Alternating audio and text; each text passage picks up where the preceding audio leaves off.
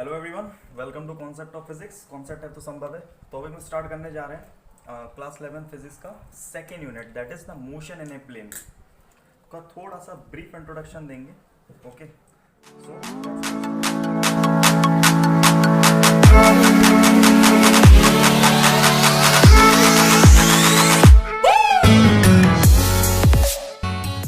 Motion in a plane में सबसे पहले हम डील करेंगे वेक्टर्स में, the most important most beautiful theory of the whole physics, जो कि आपकी क्लास 11th में तो काम आएगी और 12th में भी आपकी बड़ी मज़ेदार काम में आएगी। चलिए देख लेते हैं इसमें कौन कौन से आपके टॉपिक्स हो सकते हैं, कौन कौन आपको टॉपिक्स पढ़ना है। अच्छा, सबसे पहले हम आपको वेक्टर्स के बारे में बता दें। इससे पहले आपको बता सकते हैं कोई भी फिजिकल क्वांटिटी क्या हो सकती है। फिजिकल क्वांटिटी ये एक थ्योरी है जिसमें हम किसी भी फिजिकल प्रॉपर्टी, किसी भी सब्सटेंस की फिजिकल प्रॉपर्टी को मेजरमेंट के द्वारा ज्ञात कर सकते हैं या उसकी वैल्यू फाइंड कर सकते हैं मेजरमेंट से। इसमें हम फिजिकल क्वांटिटीज़ को कैसे एक्सप्रेस करते हैं, उसकी हमेशा आपके पास मैग्नीट्यूड होता है। किसी भी फिजिकल क्वांटिटी को मेजर करने के लिए दो चीज़ों की आवश्यकता होती है। पिछली वीडियो में भी हम आपको बताए थे। पहला होता है उसका मैग्नीट्यूड, दूसरा होता है उसकी यूनिट।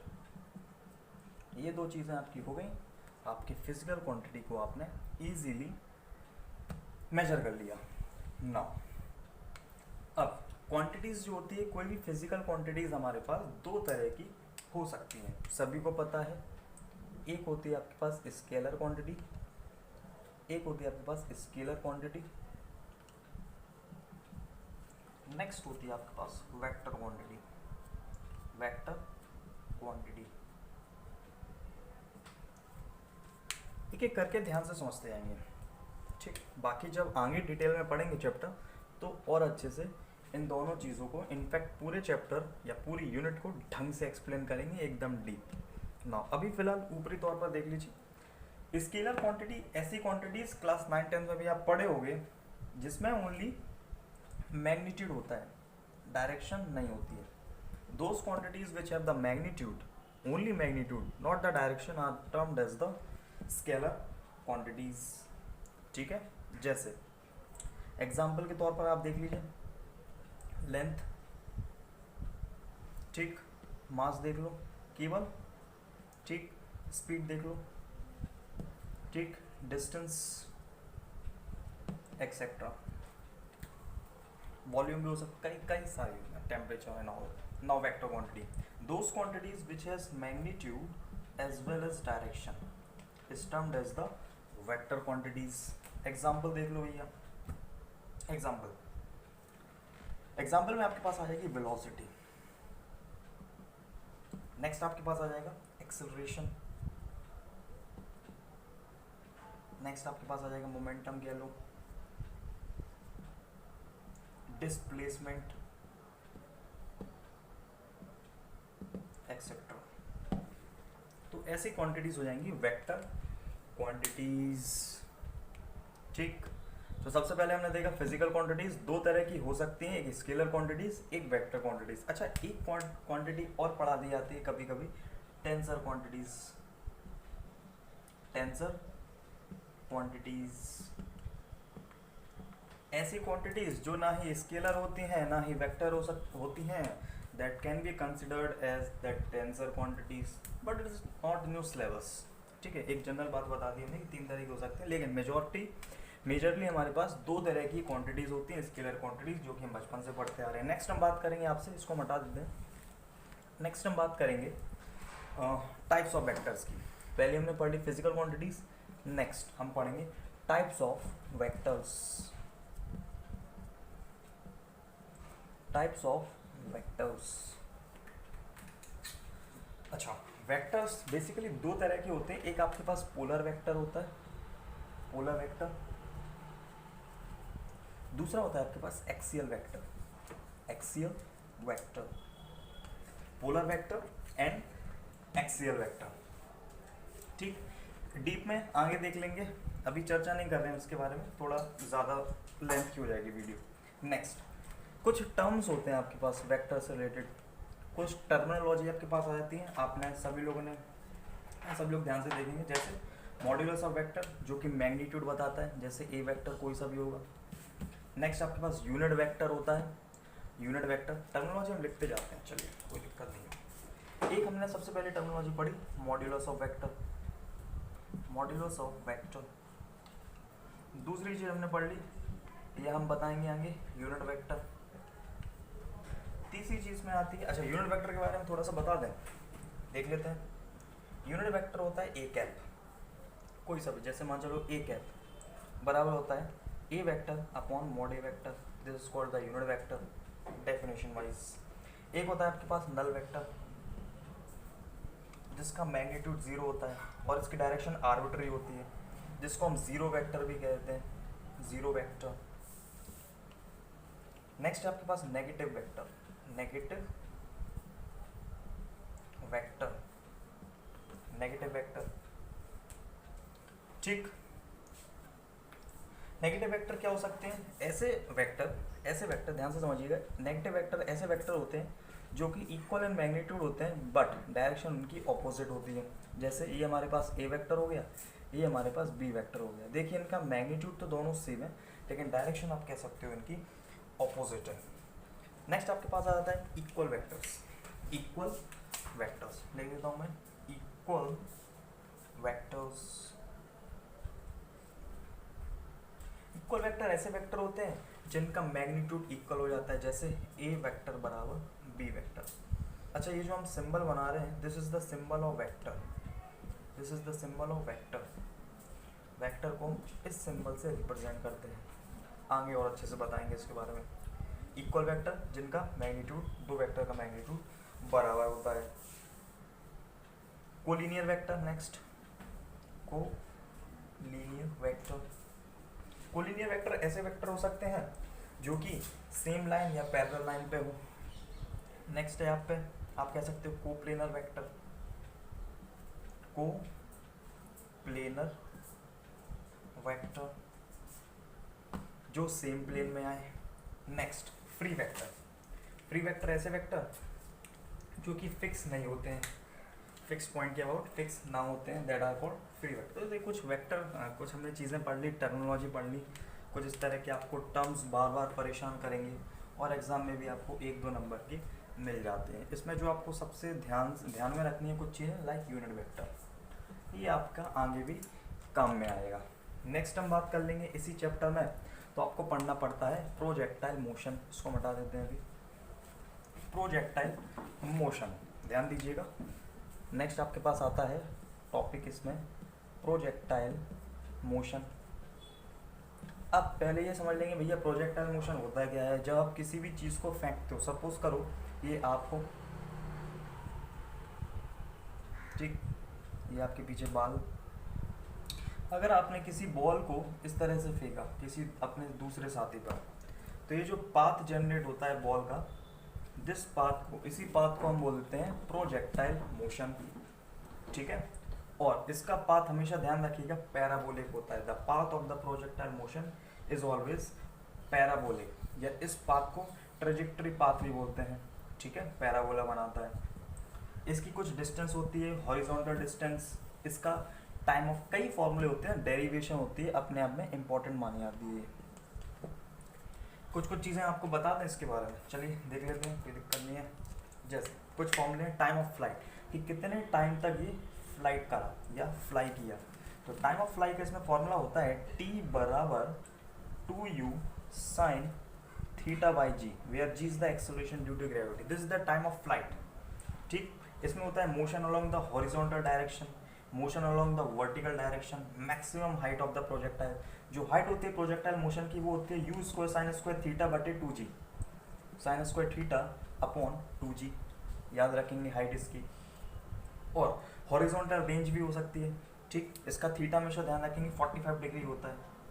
आगे बहुत अच्छे से बिल्कुल डीप एक्सप्लेन करेंगे, अभी कोई वरी करने की नीड नहीं है, अभी केवल देखते जाओ भाई प्रोजेक्टाइल मोशन, आपको इस तरह का कुछ टॉपिक पढ़ना है, दैट्स इट। कुछ एग्जाम्पशन भी हम इसमें ले लेते हैं। Now next addition of vectors, addition of vectors. Addition of दो वेक्टर्स को हम, दो या दो से अधिक वेक्टर्स को हम कैसे ऐड करते हैं, ये इसमें हम सीखते हैं। ये भी अपने आप में बहुत इंपॉर्टेंट होता है क्योंकि इस पे आप पे न्यूमेरिकल्स देखने को मिलते हैं। एडिशन ऑफ वेक्टर्स में आपके पास कई तरह के फॉर्मूले हो सकते हैं, जैसे एनालिटिकल मेथड से हम जाएं तो देखना ध्यान से,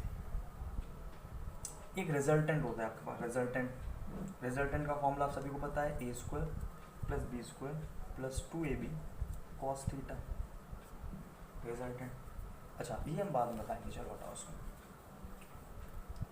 इसके बाद हम ध्यान रखेंगे, एडिशन ऑफ वेक्टर, थोड़ा भी रुक जाइए हम बताते हैं। इसके बाद हम ध्यान रखेंगे laws of vector addition, most important, पूरे चैप्टर का सबसे important part, laws of vector addition, laws of vector addition. सबसे पहले आपके पास लॉ आता है ट्राइंगल लॉ,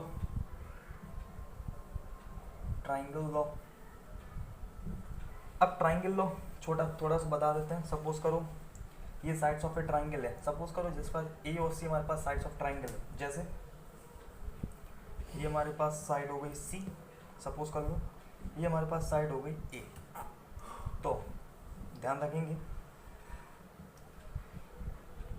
ए प्लस सी बराबर बी,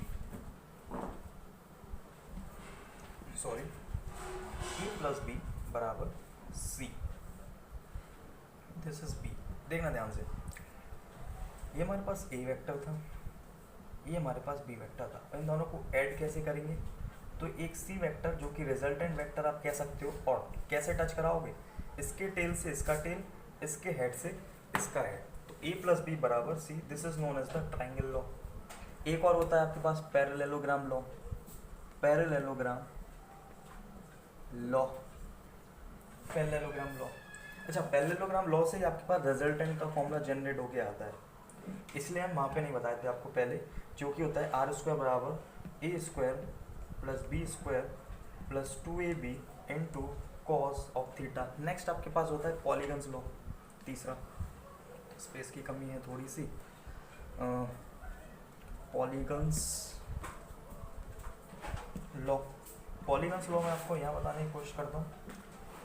पॉलीगन्स की साइड बेसिकली हो जाती है, उन सब का एडिशन कर दो तो रिजल्टेंट आपका निकल जाता है।